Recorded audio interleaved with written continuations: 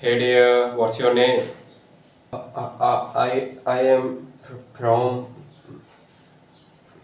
मैं मैं गांव से हूँ और मुझसे अंग्रेजी में बात ना करो, मुझे इतना ही आता है। क्या आपके भी साथ ऐसा ही होता है? जब कभी भी आप अंग्रेजी में बात करने की कोशिश करते हैं तो आप भूल जाते हैं कि आपको क्या कहना है और आप हेजिटेट फील करते हैं और आप भी इंग्लिश स्पीकिंग सीखना चाहते हैं, बट आपको नहीं पता है कि आप कहाँ से स्टार्ट कर सकते हैं।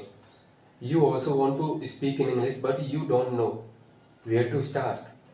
So I'm here to tell you from where you can actually start, because most of the persons and people are not exactly aware from where they need to start.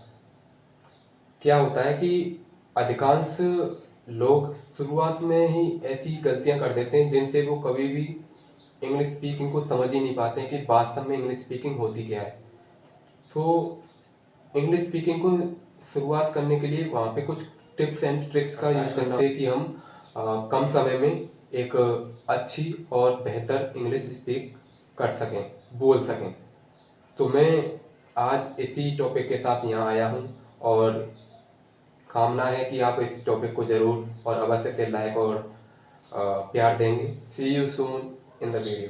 तो ये मेरा खुद का एक्सपीरियंस रहा है कि अगर हम बिल्कुल भी इंग्लिश स्पीकिंग नहीं जानती और हम इंग्लिश स्पीकिंग सीखना चाहते हैं तो हम कहाँ से स्टार्ट कर सकते हैं। The very first thing is what we can do, not think in the way that we need to move somewhere difficult sentences और need to use all the movies and all the things in English, watching them, this, that, these, those. I'm never going to recommend these kind of things you ever or never. What I'm going to recommend you, that is just apply what all you know in real life. आप उन चीज़ों को अपनी English speaking के लिए apply कीजिए जो आप इंग्लिश में जानते हैं। जैसे कि मुझे कहना है मेरा नाम राहुल है, माई नेम इज राहुल, और आई can also say I am Rahul. This is the thing that you can apply if you are aware. तो वीडियो में आगे बढ़ने से पहले आपसे एक रिक्वेस्ट है कि अगर आप भी इंग्लिश स्पीकिंग सीखना चाहते हो और आप इसमें इंटरेस्टेड हो तो हमारे साथ जुड़े रहिए और सब्सक्राइब कीजिए हमारा YouTube channel Empower English with Rahul and Facebook page और Instagram as well. Get start without beating around the bush. दूसरा एग्जांपल देख लेते हैं, जैसे कि मैं 10 साल का हूँ तो आई एम 10 years old, 15 साल का दूसरा एग्जांपल देख लेते हैं, जैसे कि मैं अगर कहना चाहता हूँ कि मैं 10 साल का हूँ तो मैं कह सकता हूँ आई एम 10 years old। 15 साल का हूँ तो मैं कह सकता हूँ कि I am 15 years old। Just like that, what all you know, just apply those things in your real life, in your real world of English language. Are you getting my point? If you are not getting, there is no difficult thing to understand. I think I'm trying to translate all the things from Hindi to English or in English to Hindi. Means to say I'm using both of the languages at the same time. कहने का मतलब है कि मैं दोनों भाषाओं में बात करने की कोशिश कर रहा हूँ ताकि मैं आपको समझा सकूँ कि मैं क्या कहना चाहता हूँ और आपसे कनेक्ट कर सकूँ। तो अब बात करते हैं नेक्स्ट पॉइंट की, that is use simple sentences. Most of the people think that we need to use American sentences, British sentences, difficult sentences. वह उड़ गया, वह क्यों उड़ गया, वह मर गया, वह क्यों मर गया। No, just use simple sentences like I go there, I walk there, I come here, I go there, I love him, I don't love him.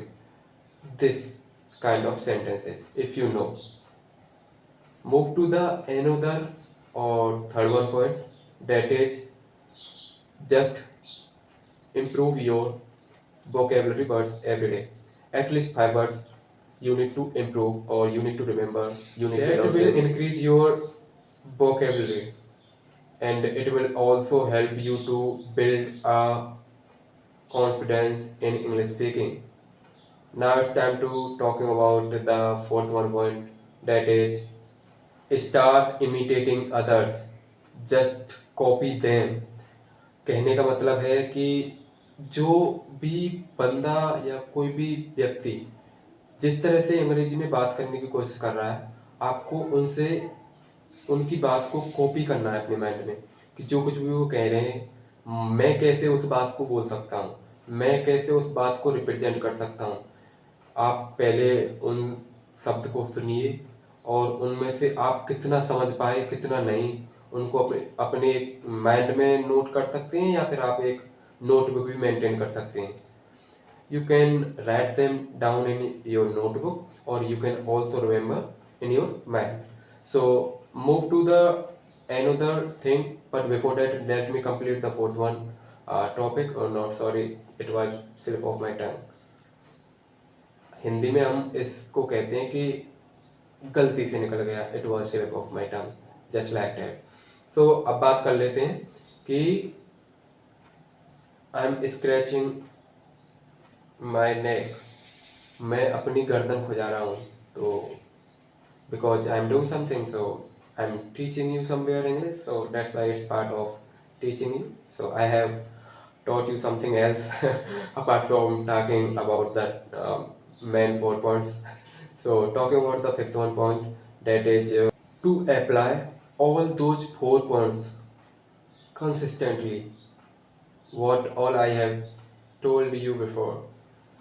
जो कुछ भी पॉइंट और तथ्य मैंने आपके लिए बताए उन्हें कंसिस्टेंटली नियमित रूप से अपनी भाषा में, अपनी लैंग्वेज में, अपनी डे टू डे लाइफ में उतारना प्रारंभ कीजिए, और इस तरह से आप कहीं ना कहीं कुछ समय बाद अपनी इंग्लिश स्पीकिंग की जर्नी को एक अनदर लेवल पर ले जाएंगे। और आशा है कि आप इस वीडियो से कुछ सीखे होंगे। और आपने कुछ सीखा है और कुछ आपको नया सीखने को मिला, तो please subscribe my channel and see you soon in the next video. And if you want more tips on this topic, then I'll definitely make another video. So just keep learning, keep practicing, and see you soon in the next video. Till then, bye, and always respect your parents, because of them you are here. So love you all from the bottom of my heart.